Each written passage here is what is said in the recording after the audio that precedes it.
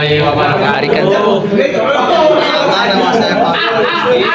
Saya Rahmat Andani. Saya Muhammad Taufik. Sekian dari saya. Wassalamualaikum warahmatullahi wabarakatuh. Ya. Assalamualaikum warahmatullahi wabarakatuh. Perkenalkan, nama saya Muhammad Rizky dari kelas X11 Mekatronika. Di sini saya akan menjelaskan program PLC. Sebelum saya akan menjelaskan terlebih dahulu sistem kerjanya. Jika L1 ditekan, lampu tidak akan menyala. Lalu L1 akan menyala selama 2 detik, L2 akan menyala 5 detik, L3 akan menyala selama 7 detik. Lalu kembali ke L1 selama 3 detik. L4 akan terus menyala.